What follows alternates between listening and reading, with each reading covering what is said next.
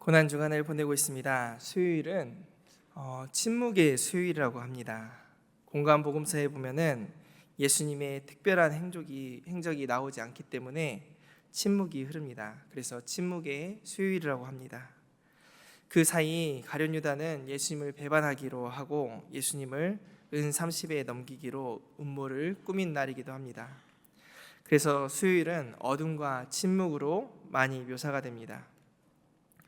오늘 본문에서는 어둠 속에서 입이 10개라도 할 말이 없는 사람이 등장합니다. 누구일까요? 베드로입니다. 이 베드로를 말할 것 같으면 말해 뭐합니까? 예수님의 수제자였고 으뜸가는 제자였고 예수님께서 직접 찾아가셔서 제자를 삼으셨던 내용이 마태복음 4장, 마가복음 1장, 누가복음 5장에 등장합니다. 그뿐입니까? 가이사랴 빌립보에서는 어찌나 훌륭한 고백을 했는지 우리가 다 알고 있지 않습니까? 베드로가 예수님 뭐라고 고백합니까? 주는 그리스도시요 살아계신 하나님의 아들이십니다 라고 고백했습니다. 변화산에서도 겟세마네 동산에도 갔던 그 3명의 제자 중 한 명이 바로 베드로입니다. 그리고 무리를 걸었던 예수님의 제자가 한 명 있는데 그게 누굽니까? 베드로입니다. 그런데 오늘은 어떤 모습입니까? 같은 사람 맞나 싶을 정도로 아주 엄청난 일을 저지릅니다. 모른다고 3번을 예수님을 부인합니다. 여러분 3번 가위바위보도 몇 판 하죠? 3판. 근데 3판 연속으로 지면은 어떻게 됩니까? 할 말이 없는 것이에요. 할 말이 완전히 졌다는 것입니다. 그런데 베드로는 예수님을 3번 부인하였습니다. 완전 부인한 것입니다. 그런데 예수님께서 베드로에게 네가 나를 버리라 말씀하셨을 때 어떻게 베드로가 말했습니까? 다른 사람은 다 그럴지라도 저는 그럴 수 없습니다 라고 말했습니다. 전라도 말로 좀 바꿔보면은 아따 선생님 뭔 말을 그렇게 하시오? 나를 그렇게밖에 안 보시면 쪼까 섭섭한디요. 그러자 예수님께서 말씀하십니다. 오늘 밤 닭 울기 전에 네가 나를 3번 부인하리라. 그때 베드로가 어떻게 대답합니까? 제가 주님과 함께 죽을지언정 주를 부인하지 않겠습니다. 누가복음에 보면은 주님과 함께 감옥에도 가고 죽는 데에도 같이 가겠습니다 하고 각오를 합니다. 장담을 했습니다. 장담. 이 장담은 믿음이 아닙니다. 자신감도 넘쳐 보이고 열정도 있어 보입니다. 누구보다도 뜨겁게 예수님을 따르겠다고 했던 이가 바로 베드로입니다. 그런데 그는 자기 자신을 믿었습니다. 어떻게 됐습니까? 몇 시간도 되지 않아서 무너지고 말았습니다. 우리 찬양 가사에 보면은 내 힘만 의지할 때는 패할 수밖에 없도다.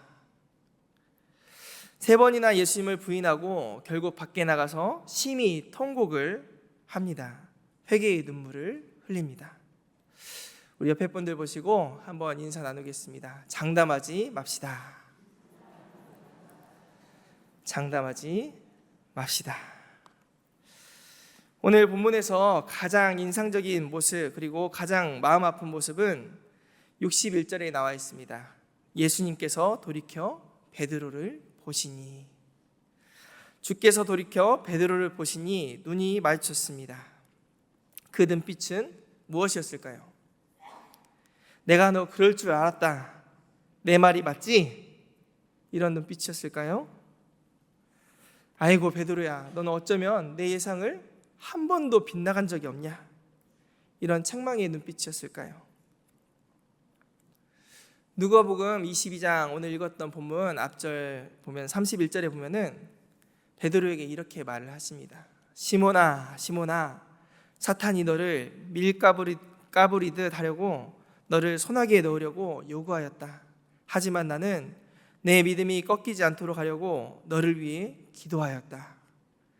내가 다시 돌아올 때에는 너는 내 형제를 굳게 하여라. 예수님은 베드로가 부인할 것을 아셨습니다. 그럼에도 불구하고 기도하셨습니다. 또한 부인할 것을 아셨기 때문에 베드로를 위해 기도하셨습니다. 그 베드로가 돌아오게 되면은 형제들, 다른 제자들도 굳세게 만들 수 있으리라는 기대를 가지고 계셨습니다. 예수님은 베드로를 향해서 끝까지 기대하셨습니다. 베드로가 예수님을 부인하고 엎어져도 완전히 넘어지지 않을 것이라는 그런 마음을 가지고 계셨습니다. 그래서 기도하셨습니다. 그러면 예수님의 눈빛이 책망의 눈빛이었을까요? 아닙니다. 물고기를 잡던 어부 베드로를 바라보면서 너는 더 이상 그냥 어부가 아니라 사람 낚는 어부가 될 것이다 말씀하셨던 그 눈빛.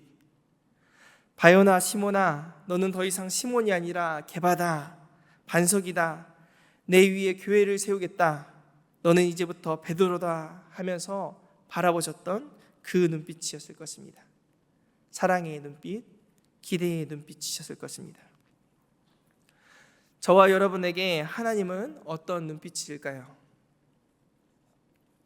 우리는 하나님 앞에 서면은 죄인인 것 같고, 그래서 면목도 없고 잘해드린 것이 하나도 없고 그렇습니다. 그래서 하나님을 좀 기쁘게 해드려봤으면 좋겠는데 그런 마음이 있지만 내 욕심과 또 그 마음이 상충되면서 자꾸만 우리는 내 욕심을 응원합니다. 내 욕심아 이겨라. 나중에는 잘 해드릴게요 하나님 하면서 하나님은 뒷전으로 놓을 때가 많이 있습니다. 나이가 점점 들다 보면은 연로하신 성도님들께서는 이런 말씀을 많이 하십니다. 스스로 더 질문을 많이 던지시게 되는 것 같습니다. 나는 지금껏 잘 살아왔나? 시간이 흐르고 나니 주님을 멀리했던 순간들이 떠오른다고 말하는 것들을 들었습니다. 그러다 보면은 하나님은 우리를 책망의 눈빛으로 바라보실 것만 같습니다. 이런 생각을 자꾸 하다 보면은 하나님은 사랑의 하나님이 아니라 나를 엄히 꾸짖으시는 아버지, 재판장 같은 분으로 여기게 됩니다. 여러분은 칭찬 듣는 것이 좋습니까? 책망 듣는 것이 좋습니까? 말해 뭐합니까? 칭찬 듣는 것이 좋습니다. 그런데 하나님을 그런 책망의 하나님으로 인식하다 보면은 하나님과 가까워질까요? 아니면 멀어질까요? 자꾸만 멀어집니다. 외면하고 도망치게 됩니다. 베드로가 오늘 말씀 속에서 베드로가 아니라 우리가 바로 베드로입니다. 외면하고 도망치는 베드로만 외면하고 도망치는 것이 아니라 우리가 그렇습니다. 하지만 우리를 바라보시는 예수님, 그 주님의 눈빛, 그 앞에 우리도 서야 합니다. 내가 너 그럴 줄 알았다 이렇게 바라보고 계십니까? 아닙니다. 편찮는 주님의 사랑과 아까 우리가 찬양했지 않습니까? 사랑의 주님은 정죄의 눈빛으로 바라보는 것이 아니라 베드로를 바라보셨듯이 사랑의 눈빛으로 그럴 수 있어. 하지만 돌이킨 후에 너는 더 굳세게 될 거야. 난 기대해. 라면서 바라보고 계신 줄 믿습니다. 그 눈빛을 경험하시는 저와 여러분들 다 되시기 바랍니다. 베드로는 예수님 눈빛이 맞췄을 때 말씀이 생각났습니다. 다 굴기 전에 네가 3번 나를 부인하리라. 말씀이 생각나는 것은 은혜입니다. 그런데 그 말씀이 생각났을 때 얼마나 베드로는 울었을까요? 저는 설교를 준비하면서 묵상하면서 감정이입이 많이 돼가지고 많이 울었습니다. 그래서 여기서는 안 울 것 같습니다. 베드로는 얼마나 자신의 약함을 알았을까요? 그렇게나 장담을 했는데 나는 절대 그렇게 살지 않을 것이라고 했는데 모든 사람은 다 주님을 떠날지언정 나는 주님을 따르겠노라고 장담했는데 나는 주님을 사랑한다고 외쳤는데 어느 순간에 무너져 버렸습니다. 자존감은 바닥을 쳤을 것이고 실패감은 덮쳐왔을 것입니다. 자신이 그럴 줄 알았을까요? 위기의 순간 베드로는 자신의 밑바닥을 봐버렸습니다. 민낯이 드러난 것입니다. 예수님이 잡히셨을 때 멀찍이 베드로는 따라갔습니다. 두려움에 예수님과 가까이 가지도 못했습니다. 그래서 멀찍이 따라갔습니다. 멀찍이 따라가는 것, 이것부터 마음에 안 듭니다. 적당한 거리, 적당히 사람들 모르게 신앙생활 하는 사람들이 많이 있습니다.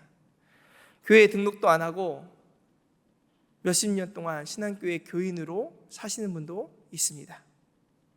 등록은 안 되어 있습니다. 일 시킬까 봐서, 상처받을까 봐서 조용히 다니는 사람도 있습니다. 그런데 예수님께 가까워지지 않으면 멀어집니다.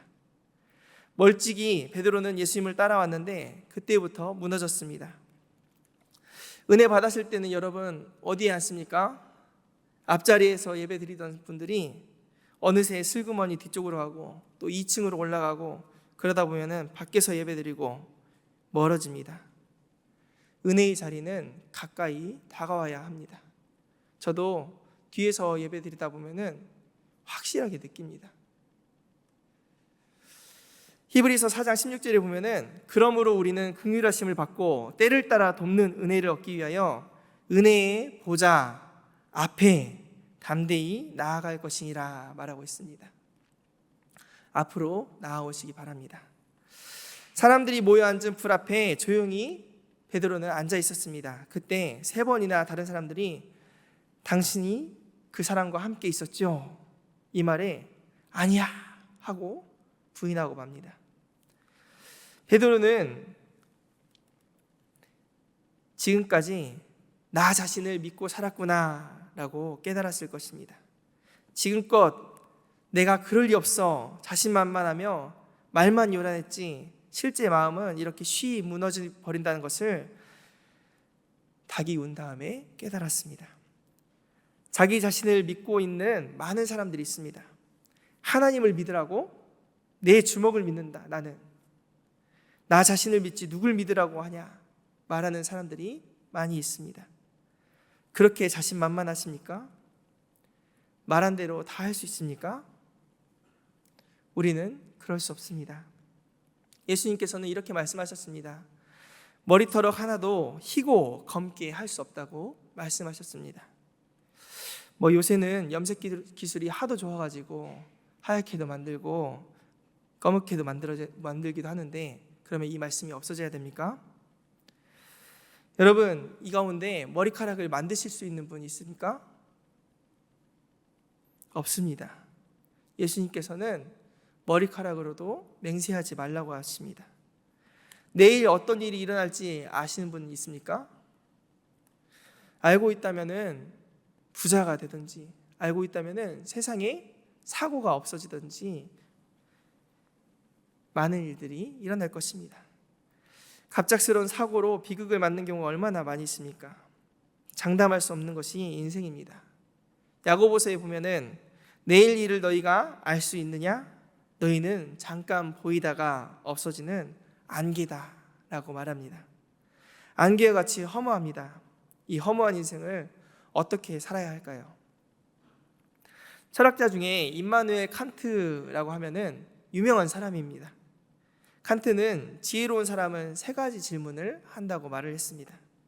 첫째는 내가 누구인가? 라는 질문입니다. 나는 누구이며 뭐 하려고 이 땅에 존재할까 생각해 봐야 한다는 것입니다. 둘째는 나의 때, 나의 한계를 알아야 한다고 합니다. 여러분도 다 한계가 있으시죠? 힘쓰고 오래 쓰는 에너자이저가 아니고 우리는 방전도 합니다. 한계가 있습니다. 또 연세가 들면 들수록 가는 세월을 막을 수 없다고 말하지 않습니까? 다 할 수 없습니다. 저는 순발력 하나 하면은 순발력을 좀 자신했었습니다. 저는 자동차를 안 사야지 하고 결혼하고 나서도 자동차 안 사고 걸어 다니고 버스 타고 다니고 이렇게 살았습니다. 아이가 생겨서도 아이 데리고 버스 타고 다니고 했습니다. 하루는 아이와 함께, 그때 아이가 4살쯤이었는데 아이와 함께 버스를 탔습니다. 28번 버스. 네, 마트 가려고 버스를 탔는데 이제 마트가 다 와가지고 아이를 한 손에 안고 배를 눌렀습니다. 그리고는 이제 봉을 잡고 기다리고 있었습니다. 그런데 이제 거의 다 왔는데 어떤 차가 갑자기 딱 끼어드는 것이었어요. 그 순간 버스 운전사가 급하게 급정거를 딱 해버렸어요. 그때 제 손은 오른손이 갑자기 풀렸어요. 아이를 안고 있던 손이. 아이가 순간 하늘로 떠오르는데 시간이 마치 멈춘 것 같았습니다. 만화에서만 보던 그것처럼 천천히 떨어지는데 저는 그 순간 봉을 잡고 아무것도 할 수가 없었습니다. 아이가 떨어지는 그 순간까지 쿵 떨어지는데 아이는 다행히 무사했습니다. 그런데 나는 순발력 자신 있다고 늘 자신했던 사람이었는데 그 순간만큼은 아무것도 할 수 없는 나약한 존재에 불과했습니다. 다행히 아이는 겨울철이라서 두꺼운 옷을 입고 있어가지고 다행히 건강하게 지금도 살아 있습니다. 네. 그때 그 주에 바로 자동차 계약을 해버렸어요. 너무 화가 나가지고. 우리는 자신할 수가 없습니다. 칸트는 세 번째로 인생의 궁극성을 물어야 된다고 합니다. 과거, 현재가 있지만 미래가 어떻게 될 것인가를 물어야 한다고 합니다. 여러분 어떻게 될지 압니까? 모릅니다. 한 치 앞도 모릅니다. 우리는 한계가 있는 사람들입니다. 그런데 어떻게 장담을 합니까? 장담할 수 없습니다. 장담하는 자는 어떻게 보면은 교만한 자입니다. 자기가 하나님도 아니면서 하나님 자리에 앉은 자입니다. 그래서 우리는 겸손 또 겸손해야 합니다. 우리는 평소에 자신 있게 말합니다. 나는 주님을 떠나지 않을 것입니다. 나는 결코 시험에도 들지 않을 것입니다. 하지만 위기의 순간 사람들의 말, 환경의 압박, 눈앞의 두려움 앞에서 우리는 그 말을 지킬 수 있습니까? 아니면 쉽게 흔들리십니까? 여러분은 어떻습니까?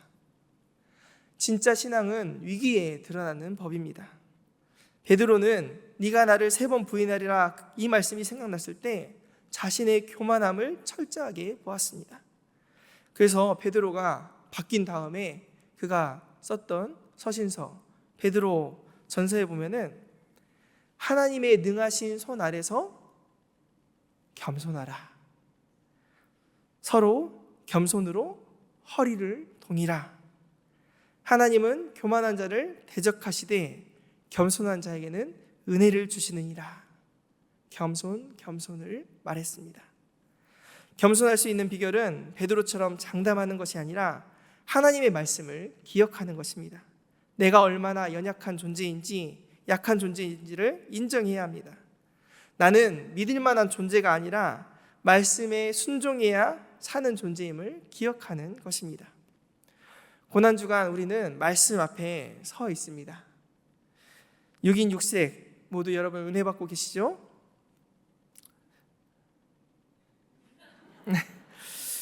다시 말씀 앞에 서는 것, 내 생각으로 말씀을 판단하는 것이 아니라 말씀하옵소서 주의 종이 듣겠나이다. 겸손히 서시는 저와 여러분들 다 되시기 바랍니다. 베드로는 그래도 뻔뻔한 사람이 아니었습니다. 에라 모르겠다. 어차피 일은 벌어진 것, 예수님 모른다고 했으니까 나는 그냥 모른 척하고 살란다. 어차피 이제 저 양반하고 얽혀 있으면은 나도 제명해 죽기는 쉽지 않을 것 같으니 절교하란다. 손절각이야.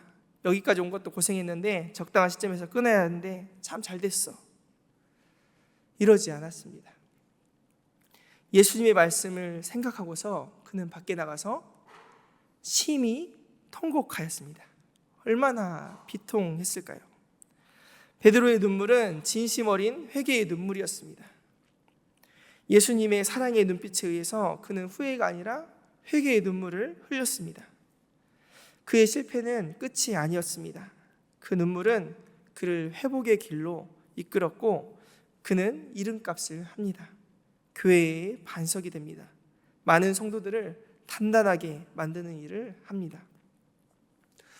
레미제라블이라는 영화가 있습니다. 뮤지컬 영화인데 그 영화의 백미는 바로 전과자, 도둑이었던 장발장 24601이라는 죄수 번호를 갖고 있었던 장발장이 그 죄수 번호를 벗어 던지고 새로운 사람이 되는 장면입니다. 장발장은 성당에 은식기를 가지고 도망쳤는데 미리엘 주교님은 자신이 그것을 장발장에게 선물로 준 것이라면서 은촛대마저 내어줍니다. 이 미리엘 주교님은 장발장을 품어줬습니다.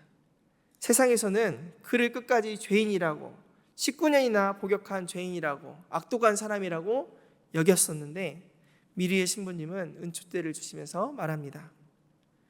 당신 안에 하나님의 형상이 있습니다.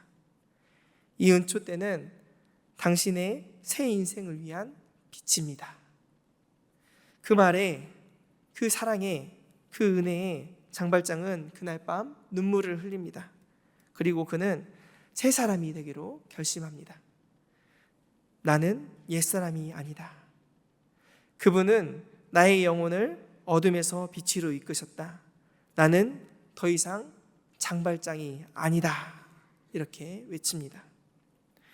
용서를 경험한 장발장은 눈물을 흘리고 회개하고 죄인이 은혜를 만나 변화가 되었습니다. 우리는 어떻습니까? 세상은 우리 보고 너는 안 돼, 너는 실패했어, 넌 변하지 못해, 너 같은 사람도 사랑하실까? 라고 묻습니다. 하지만 우리 주님은 우리를 그렇게 보지 않으십니다. 너 여전히 나 사랑하니? 나 사랑하잖아. 다 알아. 내가 나를 사랑하는 줄 나 다 알아. 베드로도 울고 장발장도 울었습니다. 그들의 눈물은 끝이 아니라 새로운 시작의 신호였습니다. 사랑은 사람을 무너뜨리고 또 다시 사람을 세웁니다. 우리의 눈물은 어떻습니까? 자기 자신을 믿었던 교만한 마음을 내버리고 예수님께 나와 눈물 흘리시기 바랍니다. 우리 눈물의 자리에 주님께서 계십니다. 우리가 주님 앞에서 흘린 눈물은 결코 헛되지 않습니다. 우리 삶의 깊은 후회, 부끄러움, 실패, 아픔 속에서도 눈물 흘릴 때 주님은 우리를 바라보십니다. 그 눈빛은 책망이 아니라 사랑의 눈빛입니다. 다시 시작하라는 주님의 메시지입니다. 내가 다 안다. 지금이라도 괜찮아. 다시 시작하자. 언제나 회개의 눈물은 새로운 출발점이 되는 것입니다. 고난주간, 순환주간 주님 앞에 나온 저와 여러분, 우리는 베드로처럼 장담하다가 무너질 수 있습니다. 하지만 중요한 것은 무너졌을 때 주님의 시선을 느끼는 것입니다. 주님의 시선 앞에 서서 말씀을 기억하며 진심으로 회개할 때 하나님은 다시 일어날 힘을 우리에게 주시는 줄 믿습니다. 겸손히 기도하며 눈물을 흘릴 때 그 눈물 끝에 부활의 소망이 기다리고 있는 줄 믿습니다. 기도하겠습니다.